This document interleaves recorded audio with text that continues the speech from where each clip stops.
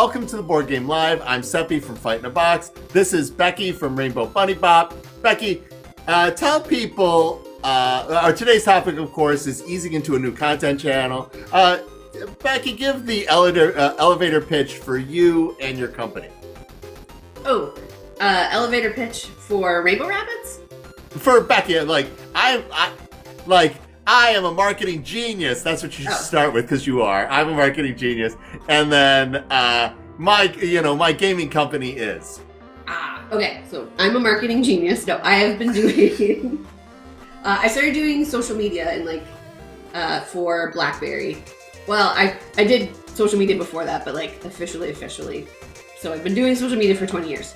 And all of the different changes and it's changed so much in 20 years. Yeah. Oh my right? God.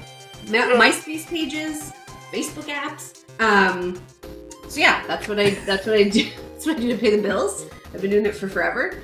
And on the side, I have a side hustle where I have a game that I am trying to get into as many hands as possible. All right, so one of my favorite pieces of Becky's content from maybe last month was it worth it this year? And you talk about the channels where you invest time or money and how it goes through. So if you have not seen that particular piece, go look at it and ask Becky questions about it. But that is also what inspired today's topic. With all the excitement going on in the universe, people might be more choosy about where they are spreading their content and time. And so it might be, because we are now in the undead era of this particular place, it might be time to be looking at other places. I love it here, but, I understand that, right? So that is today's topic. All right, Becky, do you want to start with your advice for this or the overview of the philosophy, or do you want me to start? You start. Okay. At the heart of everything when starting a new channel, it is about fun and consistency, in my opinion. Okay? Pick something that you can try, enjoy, and feel like after you do one, I want to do another one. That is how you know you are onto something for you. Because if it is for you, guess what? The internet's a huge place. It will be for somebody else. So think about fun and consistency. What does the fun say? Jared, stop trolling me. How do you feel like that as a guiding principle for starting a new channel? I think that's a great guiding principle, because I think that if it feels like work at the beginning, it's going to feel like even more so the more you get into it. I think the whole point of any of these channels is connecting with other humans. And so you want to connect with other humans the way that you want to be connected with in real life, I think. Yeah. You just proved why Mark might be right, Becky. My heart just grew 10 times in size from that iteration on the idea. So if your idea going forward with your content is creating connections and creating fun, it will most likely succeed. Okay. If you can somehow steer that in a place that has some of these other goals, that is also fantastic. Yeah. Yeah. I do. Yeah. I struggle with how much social commerce has usurped all of the platforms, so that it's not, it feels like it's less and less about being finding connections and finding your community and whatever, and it's more about finding your connections to sell to, finding your community to sell to. So that I'm having a super real existential crisis about the state of all social medias, not just this platform. You are not because alone in that. I yeah. feel like we had that exact same thing with our latest campaign. Obviously, the platforms are saying they don't like people who look like me and who are like me. And so I was like, I'm not going to give you money, platforms that are, or my time or Oh, I see what you're content, saying. Yeah, right? yeah. Like, I'm not going to do that if that's really the case, right? Like, if you went to the inauguration, I'm like, hmm. But that being said, what do you do in an environment like that? And this is what I've been talking to people. It is more important now. It's more important now than ever to be building bridges, Mm. Becky, because people need them. That connection is more vital. And I've said this a couple other places. When your happiness is under assault, the very worst thing you could do is surrender to fear and anger, because that is in the exact opposite direction that you want to go. So joy is a protest, and creativity is inherently subversive. We talked about this before, how I think propaganda so. This works, feels right, very Becky? familiar. Yeah, Right? yeah. What's the short version of how propaganda works? I know you and I had this discussion. Oh, I don't think we've had this discussion. We haven't? Mm-mm. Okay. I think we've had the So discussion there, about like the joy though is like the protest. Like, don't let them take away your joy. Like the yeah, don't know like it. And why it's a protest is because how propaganda works. Now, uh, um, I forgot her name. There's a music historian from mid 20th century who talks about Cold War era Iron Curtain music as and the how that kind of propaganda affects a person. Now, mm, we think that propaganda is brainwashing, and that is not exactly true. Okay, I what see. propaganda does, uh, it has to do for the people who buy in.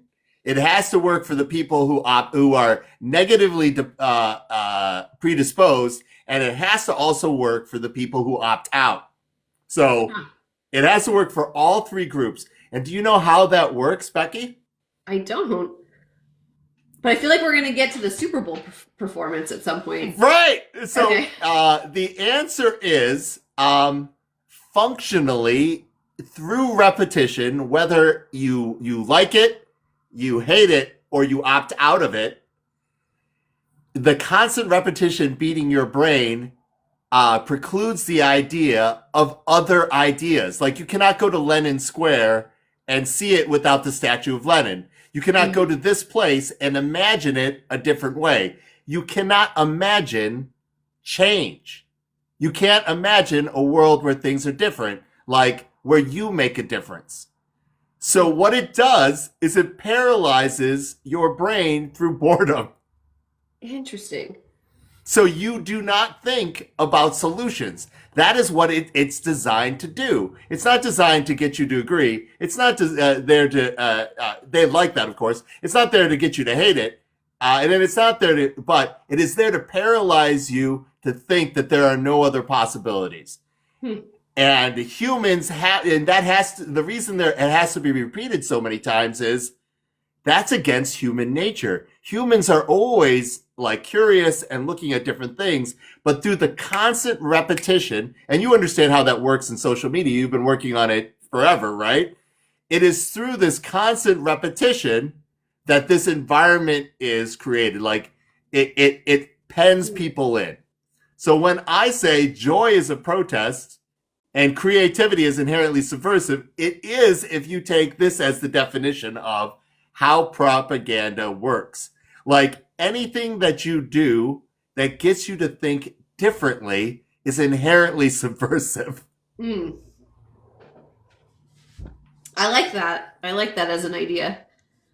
Yeah, yeah. I've got to get the historian's name where this comes from. This is obviously not my idea. I'm putting modern bits on it. Mm. But yes, but so you like think about that. Like we want change, but what is keeping us from envisioning the change? Yeah. Fear. Like, and I don't know if this is where you're going with this, but when there was the, oh no, this particular app is going away, uh, people started to like, save their content and download their content. So there was like a fear, I think, of losing things that they thought represented them that were, and I was like, do I download my stuff or do I just be like, it goes away. It goes away. Like, it never happened. Well, we've been at this for a while, like you, like twice as long as me, and it is, the ability to adjust and change, and so forth and whatnot. I have this discussion with Asia from Kickstarter. Mhm. I get to talk to her maybe once a month, once other months. That's a new thing that we're trying to do, and I'm very excited about it. And I'm talking about like, where do communities go if they're attacked, like in the current environment? And I'm like, for indies like us, Becky, like, where can we go that people can see our stuff and, imagine their own stuff? And so that is what has been bouncing around in my universe for this particular zine quest, because we decided to invest not in platforms but people. So during Zine Quest, you know what Zine Quest is? You know what Zine Quest is. I saw a post that you were doing on it the other day, but I haven't seen all the posts that you did about it. All right, so Zine Quest is this thing that happens between all the indie RPG publishers, or a lot of them, not all of them, but a lot of the indie. And it basically, a zine is a zine is this size, right? Yeah. And that goes back to how the original version of Dungeons and Dragons was published. Okay? Mm. And so there are all these like crazy like role-playing games. Like one I want to play with you, Becky, and you can be the front of the horse and I can be the back of the horse. It's called Horse Majeure. It is 2 people and a DM. The 2 people are in a horse costume, and their goal is to try to find an apple. That sounds fun, but no. Why? Come on, Becky. I have tried. RPGs aren't for me. Okay. I've given them a try. My brain does not enjoy the act of make believe? Yep. I know that sounds really hard to believe based on like it's sort of how I'm all like whimsical and weird and whatever, but it's just it doesn't. Maybe like you're the drummer, Becky. You are adding the very essence of structure to the music, right? Like the drums are keeping everything together, and the freeform nature of role playing is not for you. It's not. Yeah. I've given it a try though. Like obviously, like I'll never poo-poo something that I haven't at least like given it a go. Well, maybe a role-playing game that has a goal is better for you. Well, this one was like a very entry-level, lightweight. If there was any RPG that was gonna get me to be into it, it would have been the one that I played. Like I'm imagining you like poo-pooing Magical Kitten Save the World. Yeah, sounds like something I'd poo-poo. Just kidding. I don't know. Is Magical Kitten Save the World something I can consume? Or do I have to actively participate in it? Are board games something that you consume, or are they something you actively participate in? Well, board games are something that you actively participate in, but not in a storytelling way. It was very like, I move my piece, I do my thing. It's very task oriented to me. I'm not, and that's good. That's positive. Yeah, that's so interesting. So, but for Zine Quest, there's all these people making these crazy ones. We did Mission Impossible today, which is, again, it's 3 raccoons in a trench coat trying to get stuff done, and you play one of the raccoons. Cute. It's adorable. But I did not, like, a friend of mine who works for Chip Theory, Stacy, she loves how games work, but she hates the fluffing games. She's Mm. like, Seppi, stop telling me the story. Just tell me what I got to do. And she will say that. She will just flat out, she's like, stop wasting this story. I mean, I don't want to hear it. I just want Yeah. to know what I got to do. Yeah. Yeah. And like I like Azul chocolate, and like I don't need to know anything about like I'm a chocolatier, blah blah blah. No, I'm just like there's shapes, and I'm organizing them on a board. But This I is don't very need interesting, Becky. I love this. This is very interesting to me. I like the idea that I love Stacy a lot. She's in some like voice from some of my content. Yeah, and then the two of you share this core, like, Yeah, just give it to me. because I don't have time for bullshit. We just come on, let's get to it. well, Buddy Pop there's zero level for bullshit in Buddy Pop. There's there's no time to tell a story. No. You're slapping cards down as quickly as possible. If you get to Yeah. see for cute sake animals, that is great. Yeah. Yeah, there's no story. Maybe that's why it doesn't sell though. Maybe I need to figure out the story. Well, you're apt to do that. People ask, like, for funsies, I help people with their job hunt and I clean. Like, but that's because, like, my work is at its core nature fun. Fun is my work. And to Mhm. give my brain, like, a sense of rest, I go and do very mundane things like help people repair their resume. Yeah, if any of my friends even hint that they want anything done in Excel, I'm like, can I do it? I'll do it for you. All right. So back to today's topic. Becky's here from Rainbow Bunny Bop, and we're talking about easing into a content channel. And understand fundamentally, social media is about connecting with others and connecting with yourself. And as you approach a new channel, you should be doing it in such a way that inspires a little joy in you and helps you either not only like forward this goal of connecting with others, but also maybe help you pick up some skills along the way that the next time you iterate, you can be better at this. So what are your thoughts on skills to pick up and how to look at things? Ooh. I don't, well, can we take a quick step back? So you said when you start a new platform, you should try and find the Yeah. thing that brings you joy, because that's the Yes. thing that's going to keep you around. I think the other thing too is like, I think our want to immediately start participating, like by being like a poster and producing the content is ill-informed. I think people should spend much more time not producing and just engaging with the stuff that's already there and starting to like get a sense Ooh. for how things work.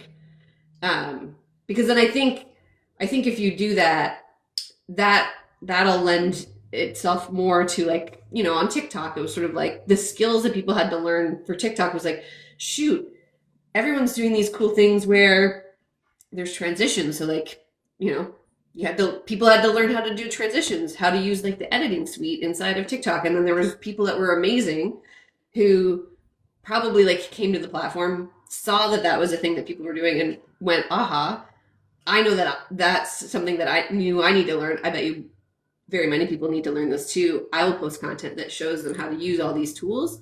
So I think like the listening aspect is the most important thing, because that's, I think, where you find out where your niche is going to be. Because if you come with an idea of what your niche is going to be without like actually being part of what's going on, like I joined Lemonade maybe in October just to check it out. And I looked around a bit. I was like, okay, it looks like everything's like very much like aesthetics. So like people are sharing like desks aesthetics or why can't I say that? Anyway, crafting. It was like very visual, like static images. And you were like, hey, I need to share my ship station. Did you solve that problem, by the way? It's half solved. It's half solved. Guess what the answer is to what is the Calyx equivalent for someone who needs an office / like shipping center. A dolly or something that you pull out, like a hardware something? No, it's Calyx shelves is the answer. On wheels or not on wheels? No, but on a raised base so that it's higher, so it's like this height instead of like desk height. Oh, nice. Yeah, and Good. then they also have new shelves where uh, it's not squares and always like so a unit could have the six cubbies, but four of those cubbies are two of those cubbies are wide, and two of them are narrow, and then there's the four with the that are regular.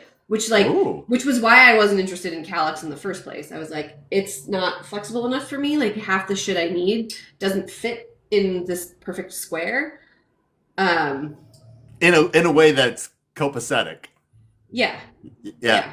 But yeah, I'm half done building. I made some critical errors in some of the extra components that I wanted to buy. So But is that an example of eliminate content? Like, oh yes, for sure. Like if when I am done showing a picture of like the full setup, like in its beauty without the mess, is definitely Lemonade style content. But what I found about Lemonade, which is like I abandoned it pretty much like after being on it for 3 or 4 weeks, was like the disparity of there was people who had 0 followers, 0 comments, 0 likes, and they were posting things like a lot, but like nothing was happening on their channels. And then there were the people that had like millions of comments, million like the I don't know how the algorithm works with it, but it was just sort of like it seemed really really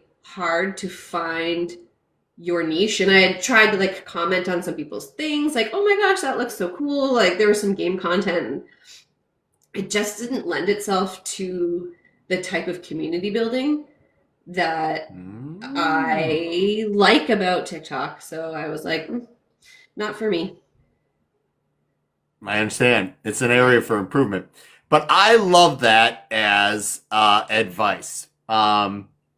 So should we reorder the advice? Like my advice had started with the advice that you says happened after your advice. Like when going to a new channel, the very first thing you should do is participate passively as a listener and an enjoyer and understand what the landscape is and what the fun is if for somebody who's enjoying the content. Yeah, yeah, right? Like it's sort of like I don't want to go to a party analogy, but like say there's like you know how there's like those meetup communities, right? Like that go all the time. But say there was like a subscription to this meetup community. They met every month, but you had to pay money to go to it. But you got to go to the first one free. You would suss out in that first moment if that was something you wanted to pay for.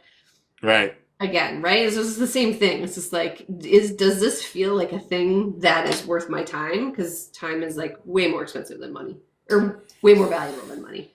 So Yeah, time is, yeah. Understanding the time commitment is in there. And understanding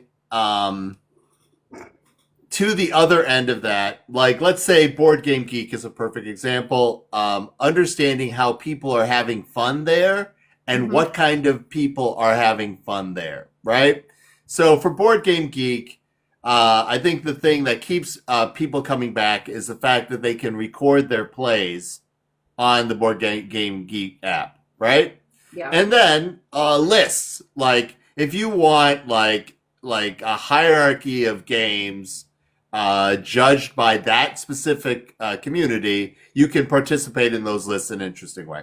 They also do have some interesting lists in and around like trans game designers, BIPOC game designers, and so forth. You can get some information in that, and then it also has become sort of the default Wikipedia of games, hmm right? So it's those things. So that is a community that you can go and post and interact with, so forth and whatnot. And it has sort of more features and more community things than you might like be able to embrace. So your listening phase might be like finding the area of that appeals to you, that to your just point that you made, that is time effective for you. Yeah. Yeah. So one of the things that was, and this has hit my radar recently, uh, so many of the content creators or reviewers in the board game space are asking if that your BGG page is up for your title, so that they can record that play, even though it's like early prototype stage. Like that has become a thing. People want to be able to record all their plays if at all possible, or they have a 10 of 10 list or anything else yeah. Yeah. Yeah, I think that is interesting. I don't even have my second game up on BGG, but I don't think my game's also the type of game that people are like dying to record their plays for. But yeah, that is that is a cool special feature. I think what's great about Board Game Geek is you're opting in, like when you go there, you're opting in to hear people's opinions specifically about board games and board game content. What I don't like of social media recently is like I'm not opting in to constantly be told shit and sold stuff, right? Like I've told the algorithm what I like. I like knitting and I like chickens and I like squirrels, and it's just like yeah, but what about cheese graters? I'm like, I don't like cheese graters. I'm not interested in the new cheese grater. Like, not interesting content to me. And it's like, but what about the cheese grater? What about the cheese graters? Like, I'm not opting in to hear about cheese graters. Is that Board Game Geek doing that to you? No. That's like TikTok and Instagram. But like, I would never be affronted with a cheese grater when I'm trying to consume board game content on BGG. All right. Also know that there's a gender gap in that kind of ad stuff. Like, it is a real, like, the platforms charge a premium to advertise to women, and they are trying to push that much more content in your direction because of that premium. That is an interesting. I was saying to my husband like a couple of weeks ago, I'm like, I'm done with social media. I'm gonna like delete all my accounts. I hate it. It's awful. I'm just done. I'm over it. He was like, but you're overreacting a little bit. And I was like, I'm not overreacting. I was like, it's ads. The whole thing is ads. Like I literally get nothing but ads. And even when it's like a real human and it's not a paid ad, they're an affiliate and they're still selling me something. And I'm like, I'm just sick of it. And I never considered that I'm probably him saying like, that's not my experience. Wasn't him being flippant. It's probably genuine. Like he gets to see more of just like organic stuff where it's just like, I am so over it. I was even on LinkedIn today and I was like, I'm going to clean up my LinkedIn and unfollow people that I don't actually know and like, remove connections. Are you following me on LinkedIn? I don't think so. Like that's the thing. It's like my LinkedIn's kind of like not a reflection of who I am in any professional or like. I sort of want to send you LinkedIn messages. I'm going to do that. You should. But even then on LinkedIn, it was like, one post by someone I might know, but usually not. It's like someone that I know commented on someone else's post, like I'm uninterested. And then it was ads. And I was like, I don't understand. Understanding that if you go into an environment that is free, then you are the thing that is for sale. Everybody needs to know, like, there is no free, right? Yeah. You can go to smaller discussions where the selling is softer, like people's discords, right? It's like, okay, you are opting in, right? But we're also seeing that environment being so toxic that newsletters have become a thing because people know when they want to be sold to, right? And everybody's like, email filter will put things in the appropriate places for them. They're like, okay, you do not need to see this or whatever. You want to go to the sea of being sold at, there's a whole promotions tab. You can go and say, hey, I feel like shopping. But it's not like, hey, I wanted to see what my friend Becky's up to. Talk to me about this cheese grater. Exactly. All right. So So I'm Redbeard so said, even if you pay for it, you're still the product. And that's true too. Like, I think that, like, that's the worst part. This is like if you pay oh to yeah. opt So out and you still are subjected to it. Blah. let's talk about platforms that we don't normally talk about. So did you hear about the big announcement about Steam from this week? No. Okay, EA wanted to put branded ads into their games. So, like, you're in a first-person shooter, there's a billboard for McDonald's. And if you wanted to skip this boss, you could watch a commercial and then skip a boss. Oh, so they're like taking the like Roblox model, kind of. Right, and Steam flat out says no game is allowed on this platform that does these heinous things. And they're like, and so they took a stand against it. They're like, there's a place for entertainment. We're here to sell games. We're not here to sell advertising in games. That is not, like trying to monetize every bit of a person's time and a space and visual whatever. It's got to erode the soul, Becky. And if there's a volumetric difference because you are like for whatever reason, like, you know, any reasons that were different, that's even more awful. So that's also one of those things that's inherent to social media that people do not think about a lot, which is it by nature is individualized. So somebody is experiencing a very different thing than the next sort of person, right? And if you get flagged as the target market, like once upon a time you went to Amazon and looked at a cheese grater, that's your life for the next 6 months. Right. Yeah. Yeah. Yeah. So maybe what I'm hearing though is I need to somehow change my demographics on the platforms to signal that I am not a person with disposable income who makes purchasing decisions for her household. Ding, ding, ding, ding, ding. Yeah. That's why ads to women are so much more expensive because women are in charge of discretionary, for their household. I'm going to change my age. I'm going to change my age to 75. No one is advertising to 75-year-olds. No one is spending ad dollars on that shit. You will get nonstop pharmaceutical ads. Oh, yeah. But I don't want to I don't want to go skew younger because they get shit too. There's no solution. You should really yeah. All right. So my favorite in that category, of course, is I'm of an age demographic where those pharmaceutical ads come at me. And my favorite one of those is the commercial where everything but the little blue pill is blue. Interesting. Have you seen that? The only color that's in the ad, all the other colors are blue except for the things that are blue. And this is the most brilliant advertising in it. Okay? You know what I'm talking about when I talk about the little blue pill, right? I think I know. Okay, so do you know what the number one side effect for the little blue pill is? Not being able to do what it says it does? No. Number one side effect is it shifts your color range so you see everything as blue. What? So the commercial is getting you to like, hey, that's cool. I'm doing like all I see is this world and all this kind of stuff. It literally is taking something that is inherently freaky about this and trying to make it a positive. That is genius marketing right there. Isn't that wild? That's crazy. Oh my gosh.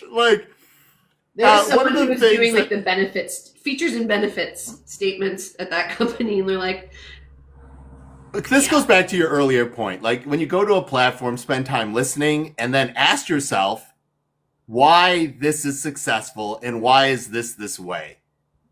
Or why is this repetition happening and why is this way? Right?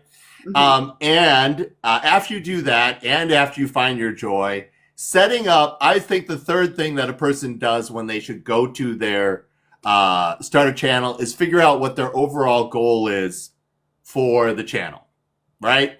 Obviously, intrinsically, it's fun and connection, but then you're like, hey, I want to be able to forward this goal for me personally or for my company or for whatever it is, and do that in a way that lines up with the goals of people who are having fun with that platform. Yeah. Yeah. I think Curvin just started doing Twitch, and I think him sharing like his goals of like, my goal is to, I think his first goal was just to like get it working, and his second goal, like, I like that his goals are iterative after each time. Yeah. I do think though that like you know, like there's the input goals and output goals. No. Explain this again to me. Well, I was thinking there's like the numbers, right? Like, oh, I just like, I want like, I'm sure you have ideas. Like, I want to do this many lives. That's like an input goal, right? You can control it. And I want like this many people to join. And I guess that's kind of an output goal, but like, to what end? And I feel like it, and this is like completely the opposite of what I've been usually like, because I really, really like numbers, but I feel like I do. Goals need to be more squishy. Like, I want, at the end of the year, I would like to have 10 proof points, and that could just be like comments or DMs that I actually helped someone find joy, someone learn something new, whatever. Like, no one ever takes those types of goals. And maybe that's like, maybe I'm right now, I think just telling you, I'm like, I think I know what my plan is for 2025. Well, I know my plan, but I think like how I'm going to make my plan is based on, I think there's certain things that instead of like how many followers or how many clicks or how many sales or whatever, it's how many people can I say that I helped? Oh, somehow. All right, Becky. That's the kind of creativity and thinking outside of the box that I think will save us all. Like, I think people should be thinking about that. Like, I like a number goal, of course, myself. Like, okay, I like stating a goal, even if it moves around. But having goals that people haven't thought of is a really good idea. Like, it is like, if I've done this thing, yeah, right.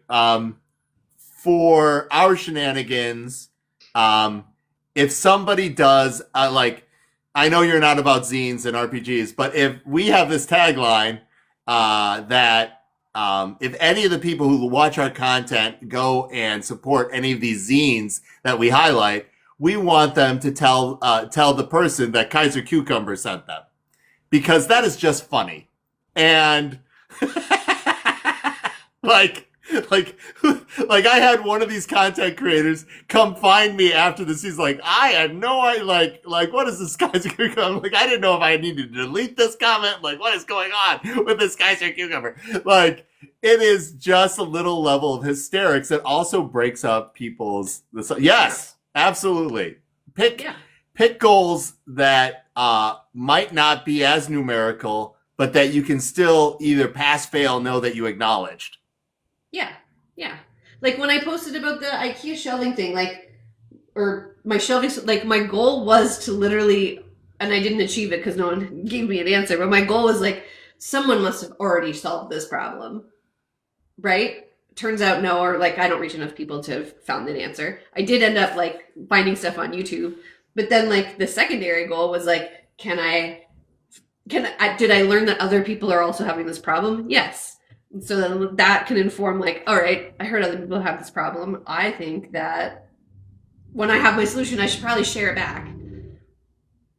Because someone raised their hand and said like, yeah, if you can figure that out, that would be great. Because we're also, so I think. And that creates the connection because we're in it together, right? Yeah. And even if you don't find a solution because somebody hasn't tackled it first, which is weird, right? Like, I think that's weird. That's a, like, I'm not getting to enough people problem rather than whatever it is. But you did find other people who were like, yes, help me. Yeah. And they were board game people named Bree and Nathan or something like that. And it's like, they were new to me. So it's like, wow, that's kind of fun.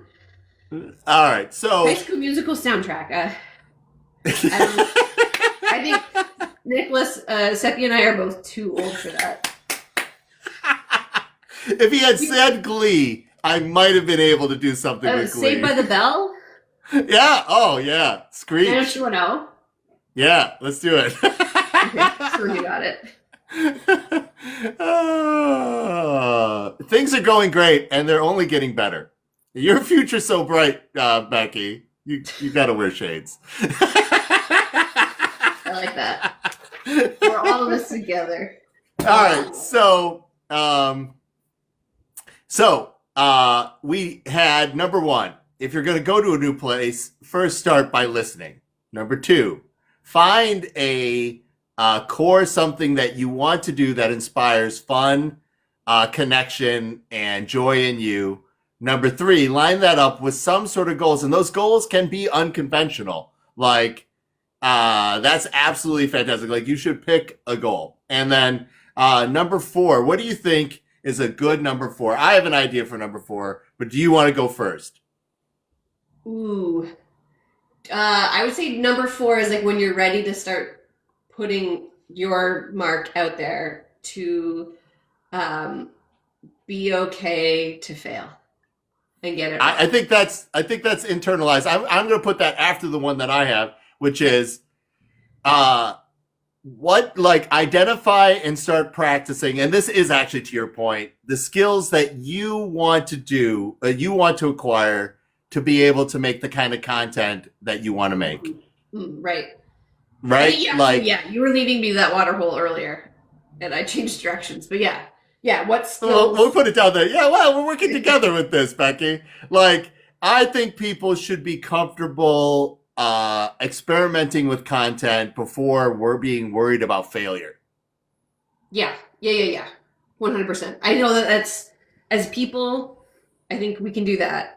And it's a little bit harder as a brand, but I think that also for people that want to have this type of job, like full time, being able to have like a personal account where you're like trying things and making mistakes or whatever helps you get all the kinks out so that you can do it properly as a brand manager or someone who owns a marketing channels for an actual company. Because I think that's the only reason why I even started TikTok was because Amazon was like, someone needs to figure this shit out. And I was like, well, I guess I have to figure it out first before I make a recommendation on how I do it as a brand. Jason Headley's journey is much like that. He's like the people he was working for, it's like, hey, go figure this out. And he's like, I guess I'm doing this thing. So, understanding that you can get a lot more out of this than follows is a really important mindset. Like, you are picking up skills. Like, when other people who publish games ask for convention help, I almost religiously now ask if there's any content creators who like their stuff who isn't working that convention. Like, content creators are the first line of people that I would nominate for a big show usually. Like, if you need a booth presence for a big show, and somebody's able to articulate the fun about something for a game company, that is a place that you are literally auditioning to do stuff for a gaming company. And after you work the booth successfully for them, then all these other possibilities go up. Or after you successfully do content for them, all these possibilities work up. Because in our current environment, I don't think people should just hire people based on interviews. I think that's really, really, really weird. Because as someone who helps people get jobs, interviewing is its own skill. And you and I, Becky, in our million years in business, know that there are people who are great at crushing it at interviews and they're terrible at any of the jobs. Just terrible. Yeah, I'm the flip. I am terrible at interviews. Terrible. Like, I need someone at the company to have worked with me, to vouch for me, and to say, after I've done my round of interviews, to all the other people who don't know me, trust me, Becky's way better. as a worker that he is in this interview. I think there's a direct connection between interviewing skills and role-playing game skills, Becky. I think Yeah, probably. Yes.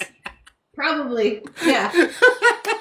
Well, I'm also like, my humor is self-deprecating humor, and like, I can't not do it, and that doesn't come off well when you're trying to be like promotional and be like, this Oh is my God. amazing.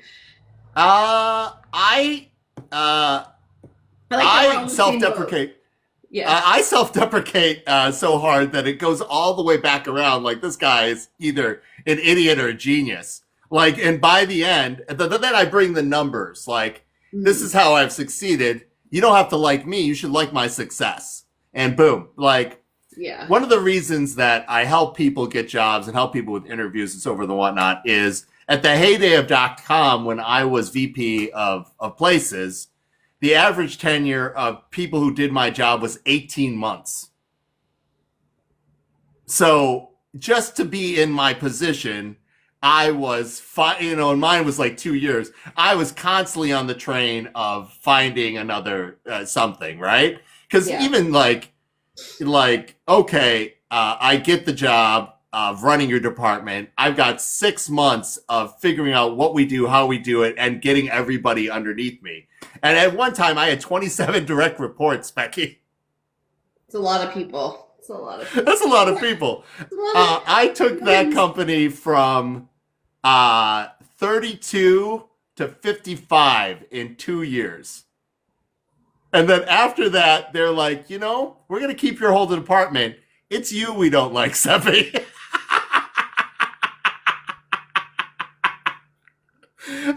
That happened a couple of times. That happened. But you can see that. You don't blame them, Becky. Like, I'm a lot. I can just see your LinkedIn post, like, as you leave jobs, like, hey, Seppi, looking for work. You get it. You get it. Stuff and things.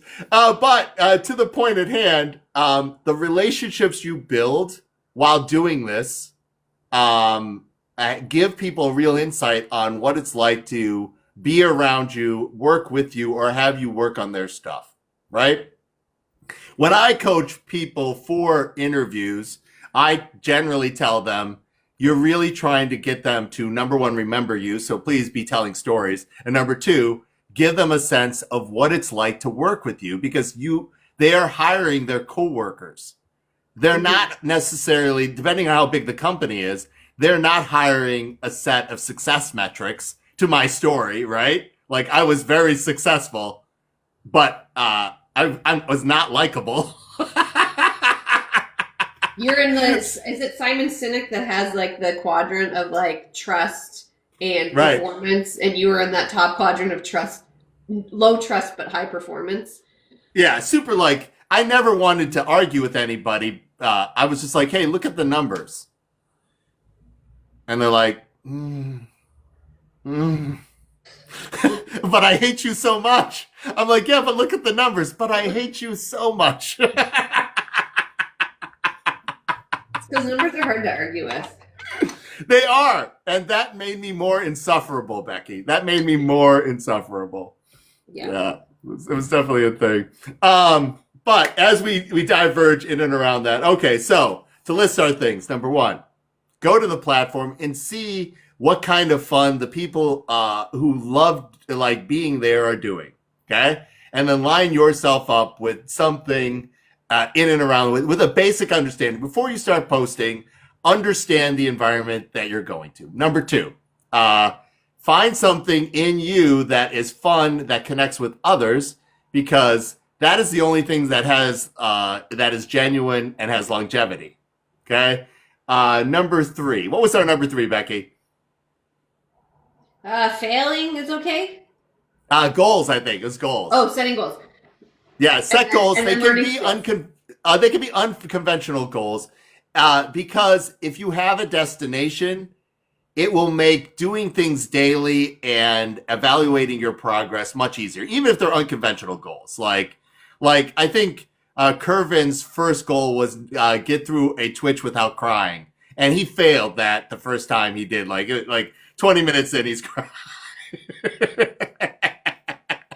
I think those are good goals, though. Those are like, if you know that about yourself and you know that your fear is a certain thing and like your goal is to like try to just address that fear. Okay. The improv GM has shown up in our chat. Improv GM, if you're still here, say yes.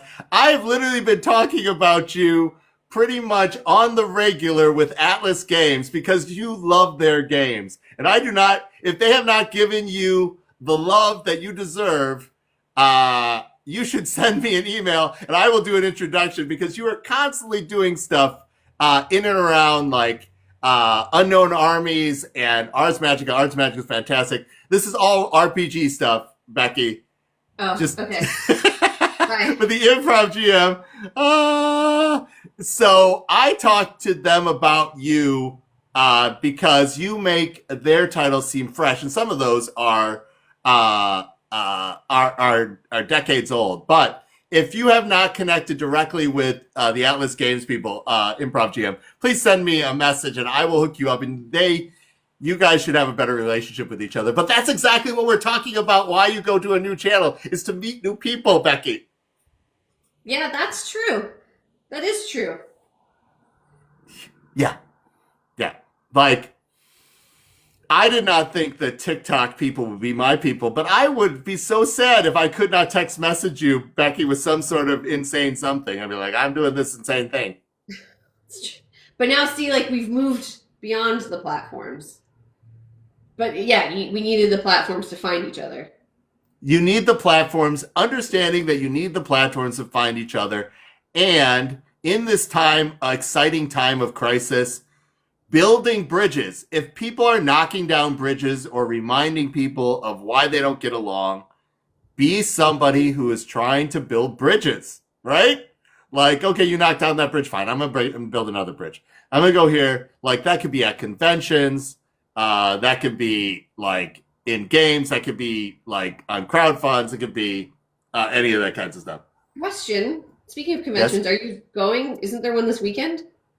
I'm going. I'm going to Con in the North this weekend in Minnesota. Minnesota? But what about, isn't Gamma happening? That's next week. Oh. Yeah, so this was why, can we have a pity party for me? Yeah, sure. Okay, so it was Protospiel, a week off. No, yeah, it's Protospiel, Kickstarter launch, a week off, Con in the North, Gamma. You're like, and then I gotta go to press right after I get back from Gamma. It's like insane. Like, things are hard in the Seppiverse right now. Yeah, the Seppiverse does not sound like my favorite. We love you as visiting the Seppiverse, but no, yeah, like the level of shenanigans. All right, well, Becky, your experience sounds like most indie game experiences. Like Amy Bao, she's like. Oh, I love her. I talk about her on the regular she's too. She's going to Gamma, and then she's immediately going to another one. She's going to be out of her like house for 4 straight weeks, is traveling with a suitcase, and I'm like, that doesn't sound. I don't like that. That doesn't like work for me. Well, with all the like social all being in unrest, the only legitimate connections you can make with people, new people, is face to face. Yeah. And, respetting back to basics. So, back to our shenanigans of people, not platforms. Like, hitting the reset button when you're going to a new platform or going about things is not the worst idea. Like, rolling things back to a point where you thought they worked, if you understand. Like, you shouldn't do new things for only news sake. But you should think about new ideas for only news sake, right? Where would you say, Becky, that line is?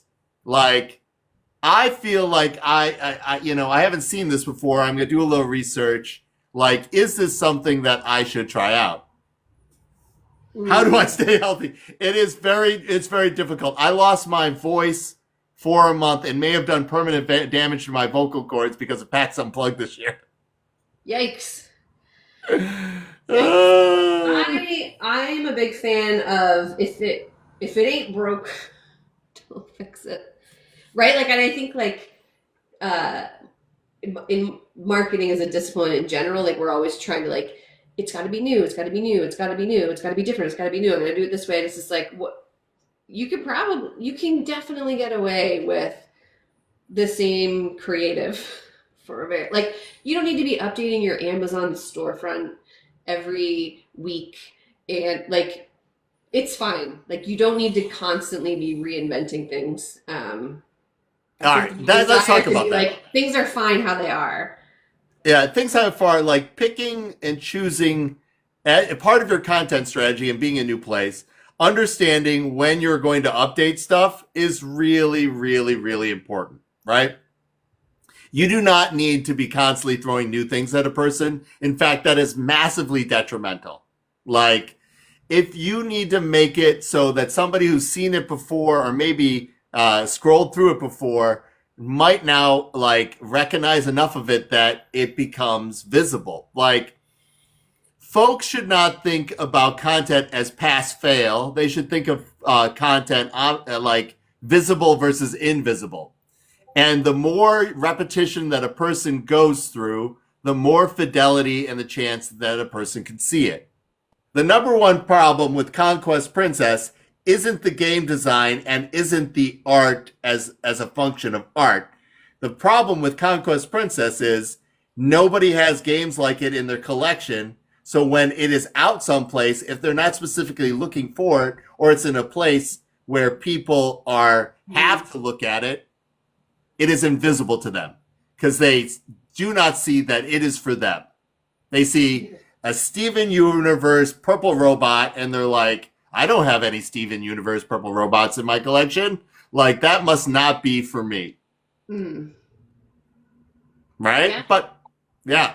So understanding content as a function of not good, bad, like as quality or morality, like, you and I are from a generation. If we're not good at this, we must also be like bad as people.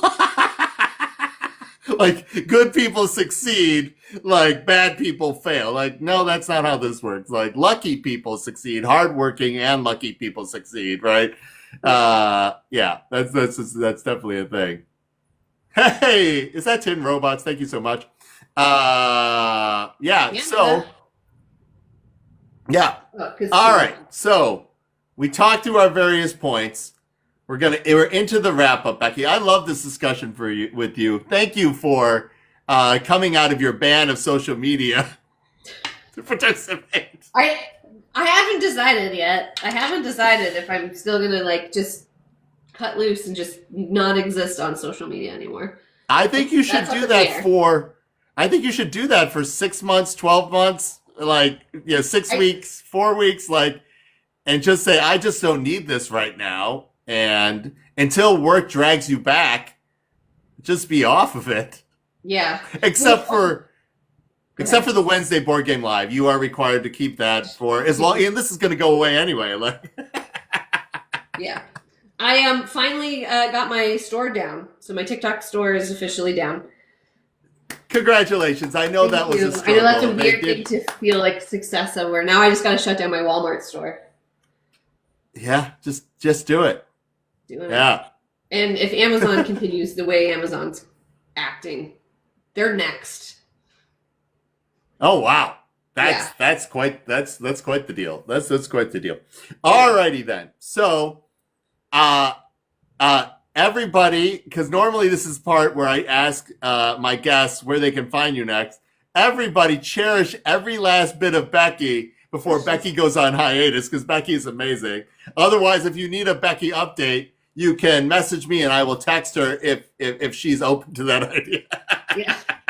I can give you my mailing address and you can mail me postcards. Give me updates. That'd be amazing. Like, I'll go to conventions and have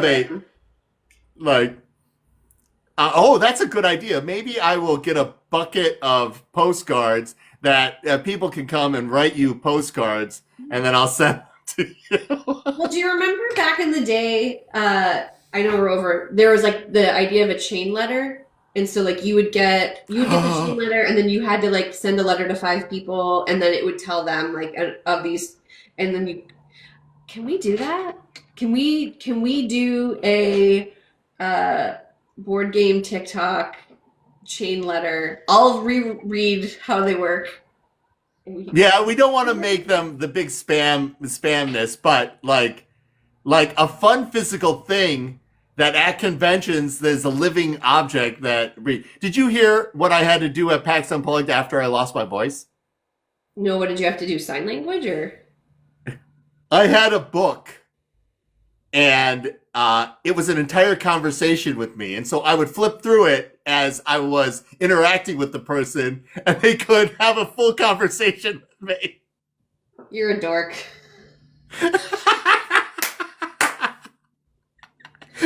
It was pretty cool, Becky. You would be like, God, he's the worst. Do you have that now as like a flip book that you can bring to all conventions with you? Yeah, but this idea that it's this living, breathing convention thing, like the Society of Traveling Pants, Becky. Let's do this thing. Like, You check the ledger. Has this person had this yet? Like, and they have the responsibility of passing it on to someone else. I think that's pretty cool. And ultimately, it then gets sent back to Becky. Yeah. Yeah, it's pretty cool. It's pretty cool. Nice. Okay. All right, friends. Make this happen. Yeah, well, I'll bug you more about it when stuff comes up, and we'll make this happen. Maybe start at Origins. There you go. I want to come out for PAX West. I got to figure out how to make that happen. All right. So, Becky, any final thoughts? Final thoughts. This was fun. I don't know. I think my final thoughts are just like everyone just like take a break and go do something that makes you feel happy, because right now the world is not a happy place. And I think probably unplugging from all of these apps, even for 24 hours, and opting to go for a walk or go get ice cream or go eat a piece of pie. That's my advice, actually, which has nothing to do with the topic of the live. No, it's fantastic. I think that is great. The what you save for yourself, you can share with your fans and family and friends. So make sure, everybody, that you are giving yourself, leaving yourself something so that you can share it with others later. That is super, super duper important. And I'm going to reiterate, joy is a protest. When people are trying to take your happiness or fill you with fear, the last thing you want to do is give it to them. So take a moment for joy for yourself. Otherwise, if you want real lunacy, come bug me and what do we got? Sorry, Sonia. Oh yeah. There you go. Let's do some BGA. That's really good. So if folks didn't know, I have a crowdfund going on currently. If you want to see the ridiculousness that we are getting up to every day, you can go see our long form channel, and we have updates where we talk about which lunacy that we are doing. Otherwise, I was talking about this thing. This is we're particularly proud of. This is the art novella from our previous jaunt into mouse. We only made 70 of these, Becky. We only made 70 of these, and so we opened one up and did a YouTube series about it. But otherwise, tonight we're on Epic Realms if you want to see us play the RPG. And next week, you're going to love this one. I have James from Tin Robot. He and I swapped spots because he's got a crowdfund is launching next week. And he and I are going to talk about after the campaign. What the realities are like after you successfully fund. So if you want to hear horror stories of people who survived their successful projects, come visit us next Wednesday on the Board Game Live. All right, Becky, anything else? No, I gotta get back to work. All right. Bye, friends. And everybody, stay safe and have fun. Bye. Bye.